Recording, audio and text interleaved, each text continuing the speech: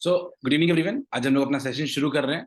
आज हमारा दूसरा सेशन है और आज क्योंकि हमने टॉपिक सेलेक्ट किया था कि सीबीएसई बोर्ड्स और जेई नीट के प्रिपरेशन में कैसे बैलेंस किया जाए। कई क्वेश्चंस दिमाग में होते हैं कि कैसे दोनों साथ में चलेगा। इन सब सवालों के जवाब के लिए आज का हमारा सेशन, और आज का हमारा सेशन सिर्फ इस बात पे ही फोकस करेगा और एक सोल्यूशन देने की भी हम कोशिश करेंगे कि कैसे हम इससे इससे बच सकते हैं, कैसे इससे निजात पा सकते हैं। Let's see. तो मैं कुछ सवालों की तरफ भी आपको लेके जाना चाहूंगा जो आप यूजुअली फेस करते हो इसमें in during the preparation of boards and JEE NEET. दो एजेंडा में रखा है। पहला एजेंडा क्या है कि जेई नीट के प्रिपरेशन और क्लास 12th बोर्ड्स के प्रिपरेशन में क्या फर्क है, क्योंकि पता तो चले फर्क क्या है, तब जाके सॉल्व प्रॉब्लम आइडेंटिफाई करेंगे, तभी जाके उसको सॉल्व कर सकते। तो पहला क्या है कि वो प्रॉब्लम आइडेंटिफाई करने की कोशिश करते हैं कि आखिर जेई नीट और बोर्ड्स के बीच में डिफरेंस क्या है। दूसरा कि आखिर दोनों को हम बैलेंस कैसे करें। यही हमारा दो आज टॉपिक रहेगा, इसी पे आज हम लोग बात करेंगे। Let's see. सबसे पहले कुछ उन चुनिंदा कोट्स के बारे में बात करते हैं जो आप रोज सुनते हो।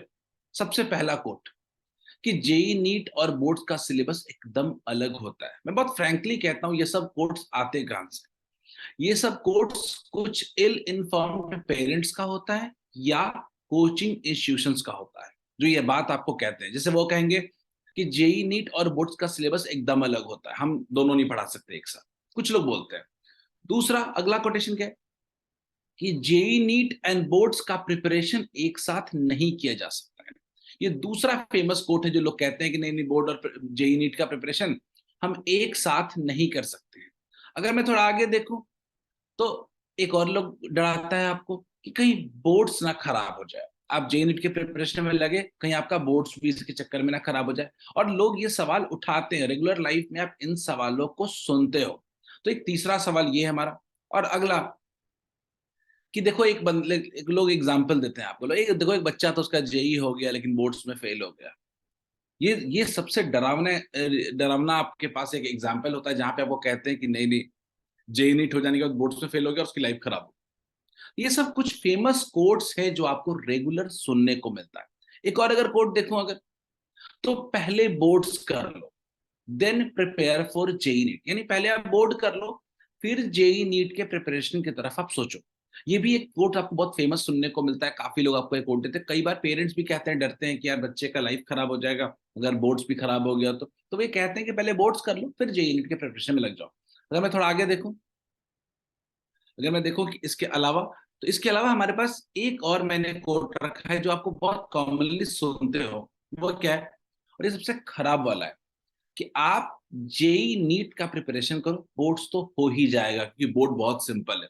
ये एक लास्ट कोट मैं आपको रखना चाहता हूं जो जनरली आप सुनते हो, और ये एक्चुअली कोट्स आपको मिसलीड करते हैं। थोड़ा बात करते हैं इसके बारे में कि आखिर ये कोट्स क्या सच है, क्या कि ये सच है या सच कुछ और है। क्या लोग जो डरा रहे हैं आपको कि जेई नीट बोर्ड्स दोनों साथ में नहीं कर सकते, बहुत डिफरेंस है, बहुत टफ है, एक करो दूसरा आसान है, ये सब कोट्स क्या इजी है? क्या ये कोट्स क्या सही है? क्या एक बार मैं आपको सच की तरफ लेके जाना चाहता हूँ। क्या सच है वो जानना जरूरी है। सच मैं चाहता हूं कि सबसे पहले एक बार आप स्क्रीन पे देखो। मैं बात कर रहा हूं boards versus JEE NEET, JEE Mains. JEE Mains की सिर्फ बात करते हैं, नीट की बात नहीं करते। तो अब सीबीएसई बोर्ड और जेई मेंस के सिलेबस को देखते हो तो गौर से देखो। लगभग 80% क्लास 11th का जो सिलेबस है वो बोर्ड्स के सिलेबस में आता है, यानी सीबीएसई का सिलेबस भी है वो। ठीक है, बोर्ड्स में तो वो आना नहीं है वैसे। सिर्फ 20% सिलेबस एक्स्ट्रा होता है, मेनली केमिस्ट्री में। सबसे ज्यादा जो होता है वो एक्स्ट्रा केमिस्ट्री में ही होता है। ठीक है, 90%, अगर 11th छोड़ दो, जरूरत मेन 12th की है, तो 12th में लगभग 90% सिलेबस बिल्कुल बोर्ड्स का सेम है। और मैक्सिमम एक चैप्टर है फिजिक्स मैथ्स केमिस्ट्री में, फिजिक्स और मैथ्स में जो एक्स्ट्रा है, और केमिस्ट्री में एक एक्स्ट्रा होता है, इनऑर्गेनिक केमिस्ट्री में थोड़ा ज्यादा होता है। तो कुल मिला के अगर आप देखोगे तो बहुत ज्यादा 12th में एक्स्ट्रा होता नहीं है जेई मेंस में, और 11th में थोड़ा ज्यादा एक्स्ट्रा होता है। यही होता है बोर्ड्स और जेई मेंस के सिलेबस में फर्क। मैं थोड़ा आपको इसको रिलेट कराऊंगा। तो अगर आप इसको 5 साल पहले देखते तो 5 साल पहले काफी बड़ा डिफरेंस था। लेकिन लास्ट 2 साल में से और कोविड के बाद खासकर सिलेबस में काफी मॉडिफिकेशंस किए गए, सिर्फ एक मकसद से कि दोनों के सिलेबस को एट पार लेके आया जाए, और इसमें काफी हद तक सीबीएसई सक्सेसफुल भी हुआ है। थोड़ा मैं अगर आगे बढ़ूं, अगर अपने नीट के बैलेंस को देखने की कोशिश करें, तो नीट का बैलेंस आपको और चौंकाता है। वो क्या चौंकाता है? अगर आप गौर से देखें तो सीबीएसई बोर्ड्स और नीट में 11th में भी 90% जो सिलेबस है वो बिल्कुल सेम है। ठीक है, सिर्फ 10% एक्स्ट्रा सिलेबस है क्लास 11th में, सिर्फ 10%। लेकिन 12th की बात करते हो तो 12th में ऑलमोस्ट ऑलमोस्ट 95% सिलेबस जो होता है वो बिल्कुल सेम होता है। हार्डली 5% हर चैप्टर में एक आध फॉर्मूला वगैरह एक्स्ट्रा होगा, लेकिन ऑलमोस्ट जो होगा वो सिलेबस क्या रहेगा, सेम। तो जेई मेंस में 90%, तो नीट में आप देखते हो 95% सिलेबस बिल्कुल एट पार होता है as compare to CBSE boards. तो ये एक इंफॉर्मेशन है जो आपको जानना चाहिए। अगर आप ये 4 साल 5 साल पहले की बात करते तो हम अग्री कर सकते थे कि थोड़ा डिफरेंस था, पर आज की स्थिति में ये डिफरेंस लगभग मिनिमम कर दिया गया है, और ये इस साल मॉडिफिकेशन किया गया। अगर थोड़ा आगे बात करते हैं हम लोग, तो एडवांस की बात करते हैं, क्योंकि एंड में आपको जानना जरूरी होता है कि एडवांस में क्या होता है। देखो, एक बच्चा है, वो कह रहा है रिपीट इट अगेन, बट मैं आपको लास्ट में आपको टाइम दूंगा, रिपीट कर दूंगा, डोंट वरी। अब मैं लास्ट में आपको टाइम दूंगा जो थोड़ा बहुत मैंने आपको बताया, बट कोशिश करो कि आगे से फॉलो अप हो। ठीक है, तो हम लोग बात कर रहे हैं जेई एडवांस की। जेई एडवांस में आपको डिफरेंस दिख रहा होगा गौर से, क्योंकि क्लास 11th में लगभग 30% एक्स्ट्रा है। लेकिन क्या चैप्टर नया आ जाता है क्या एडवांस में? नहीं। क्या पूरा टॉपिक नया आ जाता है क्या? नहीं। सिर्फ और सिर्फ एप्लीकेशन बेस्ड पढ़ जाता है, इतना ही है। क्लास 12th में भी देखोगे तो लगभग 80% सिलेबस सेम है, सिर्फ एप्लीकेशन बेस्ड क्वेश्चन का फर्क है। जेई एडवांस में कोई जेई मेन से अलग सिलेबस नहीं होता। मैंने एक्स्ट्रा बोला है क्योंकि वो एप्लीकेशन बेस्ड मेंस के लिए और नीट के लिए आपको जरूरत नहीं पड़ती है। तो मैं मान सकता हूं कि जेई एडवांस में कुछ एक्स्ट्रा सिलेबस है, और मैक्सिमम 30%। 11th में, 12th में मैक्सिमम 20%, इससे ज्यादा अलग नहीं है। अगर थोड़ा आगे बढ़े, जो सिलेबस का डिफरेंस देख लिया कि जेई मेंस और नीट, इन दोनों में क्लास 11th में तो थोड़ा बहुत डिफरेंस है, पर 12th में डिफरेंस उतना नहीं है। थोड़ा अगर आगे बढ़ के मैं आपको समझाऊं इसमें, तो हम लोग अगर ओवरऑल समराइज करें इस पूरे फैक्ट को, तो क्या समरी निकल के आती कि क्लास 11th में ये एवरेज 20 से 30% एक्स्ट्रा सिलेबस है। मैं बोलना चाहता हूं कि क्लास 11th में अगर एक्स्ट्रा सिलेबस है भी बोर्ड से, तो आपको टेंशन होनी नहीं चाहिए, क्योंकि आप 11th के एंड में बोर्ड्स का पेपर लिख नहीं रहे होते। आप बोर्ड्स का पेपर लिख रहे होते हो 12th में, तो 11th में तो आपके पास कोई रुकावट है ही नहीं, आपके पास फुल फ्री फ्री एयर है, आप उसमें उड़ सकते हो। तो 11th में 20-30% सिलेबस एक्स्ट्रा जरूर है, तो आपको इसमें कुछ छोड़ने की जरूरत नहीं है या कुछ भी लिमिट करने की जरूरत नहीं खुद को। लेकिन अगर मैं बात करूं अपने अगले 12th में, तो 12th में तो हार्डली 5 से 10% सिलेबस ही एक्स्ट्रा होता है। और अगर मैं इंटरेस्टिंग फैक्ट बताऊं, क्लास 12th का सिलेबस 11th के सिलेबस के हार्डली 60 to 70% वर्थ इट है। जितना टाइम 11th लेता है उसका 60 to 70% टाइम ही सिर्फ 12th का सिलेबस लेता है। तो आपको समझना पड़ेगा, एक तो सिलेबस कम है, ऊपर से मात्र उसमें 5 से 10% एक्स्ट्रा सिलेबस है। तो अगर सिलेबस पॉइंट ऑफ व्यू से बोलते हो, खासकर जेई मेंस और नीट प्रिपेयर करने वाले लोग, तो आपको ये समझना पड़ेगा कि बहुत कुछ एक्स्ट्रा नहीं है दोनों के सिलेबस में। सिलेबस वाइज तो फर्क नहीं है। अगर मैं थोड़ा आगे बढ़ूं, तो आप बोलोगे कि सिलेबस वाइज तो भले कुछ भी चेंज नहीं है, लेकिन फिर दिक्कत क्या है? अगर सिलेबस का फर्क नहीं है, आप कहोगे कि सर सिलेबस का फर्क नहीं है, तो सिलेबस का फर्क नहीं है फिर क्या दिक्कत है? फिर तो सब लोग कर ले सकते थे, या कुछ तो फर्क होगा।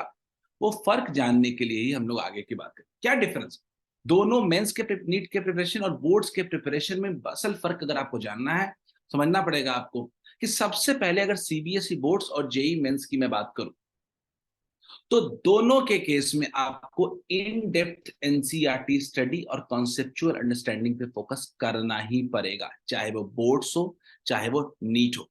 याद रखिए, दोनों में आपके पास ऑप्शन नहीं है, आपको इन पे काम करना ही पड़ेगा। कि आज के समय में बोर्ड्स तो हमेशा कॉन्सेप्चुअल रहा है, पर जब आप जेई नीट की बात करते हो तो वहां भी कॉन्सेप्ट का वर्थ बहुत ज्यादा हो गया। एक फिजिक्स के पेपर जो न्यूमेरिकल ड्रिवन पेपर होता है, उसमें भी लगभग 30 to 40% क्वेश्चन न्यूमेरिकल्स नहीं बल्कि कॉन्सेप्ट ड्रिवन आते हैं, जो बोर्ड्स में भी आ सकता है और जेई नीट में भी आ सकता है। और नीट में ये परसेंटेज और हाई है, लगभग कम से कम 45 क्वेश्चन फिजिक्स में से कम 20 सवाल ऐसे आ जाते हैं जो कॉन्सेप्चुअल अंडरस्टैंडिंग के होते हैं।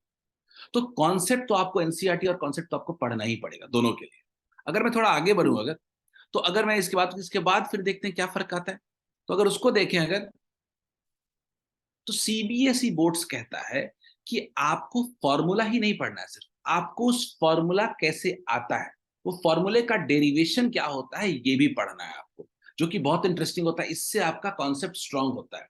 लेकिन जेई मेंस और नीट मेनली फॉर्मूला के एप्लीकेशन पे फोकस करता है कि फॉर्मूला अगर आपको याद है तो आप उसको यूज करके बना सकते हो। तो याद रखना कि अगर एक फॉर्मूला पढ़ रहे हो तो बोर्ड्स में क्या करना है कि बोर्ड्स के लिए उस फॉर्मूले को कैसे लाते हैं वो भी पढ़ना है, और फिर उसको यूज करने आ जाए तो वो जेई मेंस का हो जाता है। तो बहुत सिंपल है कि आपको कंप्लीट पढ़ोगे तभी जाके आपका ये पूरा कवर होगा। अगर मैं थोड़ा आगे बढ़ूं अगर, तो अगला क्या है, सब्जेक्टिव राइटिंग अप्रोच। जब सीबीएसई की आप बात करते हैं तो यहाँ पे लिखने की आदत छूट जाती है। कई लोग होते हैं जो क्लास 10th पास करते हैं तो उनके लिखने की हैबिट चली जाती है, और एक बार आपके लिखने की एबिलिटी खत्म हो गई तो आपको बोर्ड्स में आपका लाइफ हेल हो जाता है। मैं कई लोगों को जानता हूँ जो कोटा रिटर्न या कहीं पटना बार बार से पढ़ के आते हैं अक्टूबर नवंबर 12th में, और वो जब पेपर उनको एक सब्जेक्टिव पेपर दिया जाता है तो उनका हाथ ही नहीं चलता है, वो एक लाइन लिख पाते बिकॉज उनकी लिखने की एबिलिटी पूरी तरह से चली जाती है। तो ये फोकस करना पड़ेगा कि कंसिस्टेंट राइटिंग एबिलिटी बनी रहनी चाहिए। कितना भी आपके पास नॉलेज हो पर राइटिंग एबिलिटी नहीं रहेगी तो आपको दिक्कत होगी ही। लेकिन जेई मेंस अगर आपको क्वालिफाई करना है, नीट क्वालिफाई करना है, तो आपको एमसीक्यू प्रैक्टिस, 4 ऑप्शंस में से एक ऑप्शन को सेलेक्ट करने की एबिलिटी आपको सीखनी पड़ेगी। याद रखना, सिर्फ पढ़ाई से जेई मेंस और नीट नहीं होगा, कितना क्वेश्चन प्रैक्टिस कर रहे हो वो भी ऑब्जेक्टिव यही डिसाइड करेगा कि आपको कितना मार्क्स आएगा। तो क्वेश्चन प्रैक्टिस दोनों करना है आपको, ऑब्जेक्टिव भी करना है और सब्जेक्टिव भी करना है। सब्जेक्टिव करोगे तो सीबीएसई का फायदा होगा, ऑब्जेक्टिव करोगे तो जेई मेंस और नीट में आपको ये फायदा मिलेगा। अगर थोड़ा आगे बढ़े हम, तो बोर्ड्स के लिए आपको बोर्ड पैटर्न के प्रैक्टिस टेस्ट देने पड़ेंगे। और अगर आपको जेई मेंस और नीट की बात करें तो जेई मेंस और नीट पैटर्न पे आपको टेस्ट देने पड़ेंगे। दोनों का बड़ा इंपॉर्टेंस है। हम तो अपने यहाँ एटलीस्ट ये कोशिश करते हैं कि आपको बोर्ड लेवल के टेस्ट सीरीज अलग कराएं और जेई मेंस और नीट के लिए आपकी टेस्ट सीरीज अलग कराएं, क्योंकि तभी आपका दोनों जगह फायदा होगा, लिखने की एबिलिटी भी डेवलप होगी और जेई मेंस के लिए आपका एक स्कोर भी डेवलप होगा। ये है जेई मेंस और नीट का बेसिक फर्क। सिलेबस दोनों के लिए लगभग सेम है, लेकिन तरीके में फर्क है। दोनों में आपको याद रखना पड़ेगा दोनों कॉम्प्लीमेंट्री है। अगर फॉर्मूला का डेरिवेशन पढ़ रहे हो तो फॉर्मूला भी आपका स्ट्रांग होगा तो आपका यूज भी ज्यादा स्ट्रांग होगा। सब्जेक्टिव लिखने की आदत डालोगे तो एमसीक्यू में भी वही नॉलेज आपको काम आएगा। तो दोनों जगह आपको फायदा होगा इसका। थोड़ा हम अगर इसके आगे बढ़े अगर, तो हम बोर्ड पैटर्न टेस्टिंग और जेई नीट पैटर्न टेस्टिंग की तरफ बात करना चाहते हैं। एक अच्छे रिजल्ट के लिए किसी भी बोर्ड्स में याद रखना पड़ेगा हर सब्जेक्ट का at least 10 test, full pattern test आपको देने की जरूरत है, फुल सिलेबस टेस्ट। लोग क्या करते हैं, सबसे पहले ही बोर्ड एग्जाम में जाके एग्जाम, तो एग्जाम का इतना फेयर होता है कि आप एग्जाम में जाके फंस जाते हैं। बेहतर ये होगा कि इसको लेके टेस्टिंग इसकी खुद से करो। हम क्या करते हैं, बोर्ड की टेस्ट सीरीज चलाते हैं। 10th के जो बच्चे हमारे पास है वो जानते होंगे, हम AIATS चलाते हैं, इसमें हम बोर्ड लेवल की टेस्टिंग कराते हैं। सेम गोज विद 12th, यहां भी हम बोर्ड लेवल की टेस्टिंग कराते हैं ताकि बच्चों का फियर खत्म हो जाए। जेई नीट के लिए तो ये बात आपको समझना पड़ेगा, इसमें जितना ज्यादा टेस्ट तो उतना कम। हमारे पास लगभग 60 से ज्यादा टेस्ट होते हैं एक साल में जेई नीट के लिए। इतने टेस्ट देते हो तब जाके आपको कॉन्फिडेंस आता है कि आप जेई नीट निकाल सकते हो। तो दोनों टेस्टिंग का बहुत इंपॉर्टेंस है। मैं बोर्ड पैटर्न टेस्टिंग में कह सकता हूँ कि 11th में भले उतना इंपॉर्टेंट ना हो, पर 12th में इसकी इंपॉर्टेंस एक बहुत ज्यादा है, ये तो करना ही पड़ेगा। थोड़ा अगर आगे बढ़े हम, तो अब आपके मन में एक ही सवाल है कि सर आपने कहा कि सिलेबस दोनों का सेम है, फिर आपने कहा कि सर दोनों में थोड़ा अब सोचने के तरीके में डिफरेंस है। अब सवाल सिर्फ आपके मन में एक बचना चाहिए कि सर बैलेंस कैसे करें, दोनों दोनों को एक साथ कैसे लेके चले, कैसे हम पहले साल अपियरिंग में ही जेई और नीट भी क्रैक करें और बोर्ड में भी अच्छा करें। यही हमारा पूरा एजेंडा है आज की मीटिंग का, कि दोनों को बैलेंस कैसे किया जाए, और आज बैलेंस की तरफ बात करेंगे हम लोग। तो अगर मैं सीधा सीधा बोलूं कि अगर आप सीबीएसई बोर्ड्स और जेई मेंस की तरफ दोनों को एक साथ लेके चलते हैं, फॉर एग्जाम्पल हम कोशिश करते हैं कि दोनों की तैयारी जब साथ चल रही हो, तो पहला जो मकसद आता है कि in depth NCERT study, NCERT study बोलता हूं तो रेफरेंस बुक भी आप यूज करते हो तो काम चलेगा और टीचर का नोट्स भी चलेगा। तो in depth NCERT study and consistent focus on conceptual understanding, यानी खाली फॉर्मूला लगाने की तरफ ना बढ़े। हमारा पूरा फोकस रहना चाहिए कि हम कॉन्सेप्ट भी समझें और उसको समझने के लिए डेरिवेशन वगैरह सब कुछ करते रहें साथ साथ। ये हमारा पहला अप्रोच होना चाहिए। अगर मैं उसके बाद बात करूं तो क्लास 11th को याद रखें, क्लास 11th आपके लिए खुला आसमान है। यहां पे अपने आप को लिमिट मत करो। आपकी कोशिश होनी चाहिए कि फेब एंड तक आपका 100% 11th का सिलेबस कवर होना चाहिए, बिना किसी लिमिटेशन को, बिना बोर्ड्स का सोचे हुए। बोर्ड्स के बारे में इवन सोचना तक नहीं है फेब एंड तक। फेब एंड तक आपको 11th में रत्ती भर भी खुद को रोकने की जरूरत नहीं है। फुल फ्लेज जेई नीट के प्रिपरेशन में लगे रहो आप, ठीक है। अब थोड़ा उसके आगे आते हैं, 12th का सिलेबस। 12th का सिलेबस आप अक्टूबर एंड तक खत्म करिए, ताकि आपके पास नवंबर, दिसंबर, जनवरी, फरवरी 4 महीना हाथ में होगा। और इसमें आपका नवंबर और दिसंबर आपका जेई मेंस के एग्जाम के लिए होगा, और जो नीट वाले हैं उनके लिए लगातार 4 महीना होगा। आप 4 महीने में अपने आप को रिवीजन में नीट के लिए डेवलप कर सकते हो और अपने को बोर्ड्स के लिए डेवलप कर सकते हो, एंड सेम ऑपोजिट जेई के लिए। तो आपके पास वक्त यहाँ पे बहुत मिलेगा।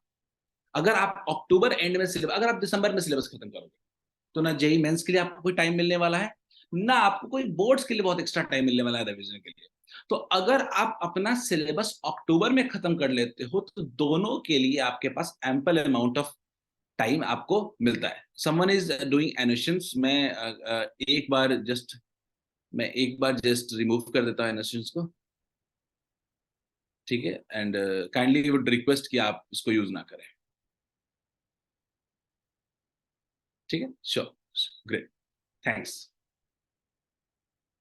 ओके, इसके बाद अगर हम बात करते हैं अपने अगले पार्ट पे, तो just just wait for second. या अगला, क्लास 11th एंड 12th। मैं बता रहा हूं आप लोगों को, कई जगह आप जब पढ़ते हैं तो 11th और 12th में एक टीचर की गलती होती है कि वो खाली फॉर्मूले पे भागते हैं। ये गलती 11th से ही नहीं लगनी चाहिए। किसी भी फॉर्मूले के पीछे पीछे ना भागे, हर फॉर्मूले का डेरिवेशंस भी आना चाहिए कि वो फॉर्मूला कैसे आता है, उस फॉर्मूले का सोर्स क्या है, उस फॉर्मूले के पीछे लॉजिक क्या है। लॉजिक समझोगे तो कॉन्सेप्ट भी समझोगे और बोर्ड की तैयारी भी साथ साथ चलते रहोगे। अगर खाली फॉर्मूले को देखोगे तो हमेशा एक गलत पिच पे खेल रहे हो। तो हमारी कोशिश होती है कम से कम यहाँ पे कि आपको सिर्फ फॉर्मूला ना दे किसी भी सब्जेक्ट, आपको हम फॉर्मूले के साथ उसके पीछे का लॉजिक भी दे। और अगर आपको कभी नहीं मिलता है तो आपको भी टीचर को रोकना चाहिए कि सर मुझे इसके पीछे का डेरिवेशन भी बताइए पॉसिबल। और यही है दोनों को बैलेंस करने का सबसे बड़ा ट्रिक, कि खाली फॉर्मूला के पीछे ना भागे। और यही गलती होती है कई जगह पे, कई बड़े इंस्टीट्यूट में, या बच्चे कभी कभी गलती कर जाते हैं बिना टीचर के कहे हुए, सोच के खाली फॉर्मूला पढ़ना है। याद रखिएगा, सबसे पहली बात बताओ तो, बोर्ड्स में हार्डली फिजिक्स में 15 से 16 नंबर का ही न्यूमेरिकल्स आता है, सिर्फ 15 से 16 नंबर का। यानी कॉन्सेप्ट बेस्ड क्वेश्चन 54 मार्क्स के आते हैं, लगभग 70 to 80%। तो आपको समझना पड़ेगा कि खाली न्यूमेरिकल्स के पीछे भागोगे तो बोर्ड में फंसने के चांसेस रहेंगे, ठीक है। लेकिन अगर कॉन्सेप्ट के पीछे भागोगे, डेरिवेशन के पीछे भागोगे, तो दोनों जगह फायदा हो।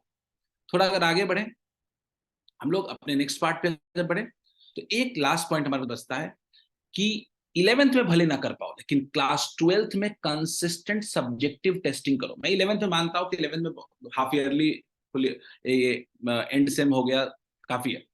लेकिन 12th में आने के बाद कंसिस्टेंट सब्जेक्टिव टेस्टिंग जरूरी है, ताकि आपके लिखने की आदत बनी रहे। यही गलती होती है कि हम 12th में जब दिसंबर में सिलेबस खत्म करके कुछ लोग बैठते हैं तो उनको लिखने की आदत नहीं होती, उनका हाथ ही नहीं चल रहा होता है सब्जेक्टिव के लिए। तो मेरा जो एडवाइस होता है बच्चों को, कि आप सब्जेक्टिव टेस्टिंग को खासकर सीरियस लीजिए, लेकिन क्लास 12th में तो और ज्यादा। 11th में मैं मानता हूं कि 11th में you can take it bit lightly, थोड़ा आप 11th में लाइटली ले सकते हो, बट 12th में यू हैव नो ऑप्शन। आपके पास 12th में इसका कोई ऑप्शन अवेलेबल नहीं। तो ये आपको ध्यान देना है। तो ये है सीबीएसई बोर्ड्स और जेई मेंस और नीट दोनों को साथ में बैलेंस करने का, कि आप दोनों को साथ में बैलेंस कर सकते हो, एक साथ चला सकते हो और दोनों में अच्छा कर सकते हो। खैर, थोड़ा आगे बढ़ते हैं हम उस पर, अपने इस बात अगर थोड़ा मैं आगे मूव करूं तो हम एंड की तरफ बढ़ रहे हैं अपने सेशन के, और एंड हमारा यही है कि लास्ट बट नॉट लीस्ट, अंत में हम ये कह सकते हैं कि अगर आपको फाइनल एम और सक्सेस को अगर टारगेट कुछ बनाना है, वो टारगेट होना चाहिए ये, यानी मेरे को बोर्ड्स में भी मिनिमम 90% प्लस 90% स्कोर करना है और 10,000 के अंदर जेई नीट रैंक लाना है, दोनों के लिए 10,000 के अंदर, मैं ये मिनिमम लेवल बता रहा हूं। और मेरा जो अपना एक्सपीरियंस कहता है कि जो भी बच्चा बोर्ड्स में 90% ला रहा है, 12th बोर्ड्स, वो ऑब्वियसली जेई नीट के टॉप रडार पे है। हल्के पुश की जरूरत है कि वो जेई नीट निकाले, थोड़ा सा उसको एमसीक्यू का एबिलिटी, थोड़ा सा ऑब्जेक्टिव एबिलिटी, थोड़ा फॉर्मूला बेस्ड क्वेश्चन की प्रैक्टिस, ये सब कर लेगा तो वो निकालेगा। क्योंकि बोर्ड्स का लेवल आज के समय 12th बोर्ड्स का लेवल जेई नीट से कहीं भी नीचे। मैं आपको एक सरप्राइजिंग बात बताऊं, इस बार 12th का फिजिक्स का पेपर हमारे किसी भी जेई पेपर पिछले 5 साल में जो आया है, जेई में फिजिक्स का पेपर उनसे टफ था। बोर्ड का पेपर बता रहा हूं, तो आपको सोचना पड़ेगा कि हमारे बोर्ड्स का पेपर जेई मेंस के पेपर से टफ था। और ये सिर्फ हम नहीं बता रहे, ये सबका ओपिनियन है कि हमारे फिजिक्स का पेपर, बोर्ड्स का पेपर ज्यादा टफ था as compare to JEE mains. और ये हर साल केमिस्ट्री में होता आया है पिछले 5-7 सालों में। इस बार पहली बार फिजिक्स में हुआ था, पर केमिस्ट्री में तो ये हर साल होता था। इसका मतलब कोई ये समझे कि बोर्ड्स नीचे की चीज है, यही आपकी सबसे बड़ी गलती हो जाती है। क्योंकि बोर्ड्स की अच्छी तैयारी आपको कॉन्सेप्ट डेवलप करने में मदद करेगी और इसको एप्लीकेशन ऑफ फार्मूला से आप जेई नीट की तरफ मूव कर सकते हो। यही है पूरा का पूरा साइंस, दोनों को बैलेंस करने का। Conceptual understanding with application of understanding, यही है दोनों को एक साथ साधने का तरीका। यही हमारा आज का सेशन था। होपफुली आपको सेशन समझ में आया होगा कि हम क्या कहना चाहते हैं, आपको कुछ इंफॉर्मेशन मिला होगा। Still I am open two questions ahead. आप कुछ भी क्वेश्चन चाहें तो आप पूछ सकते हैं, प्लीज गो अहेड।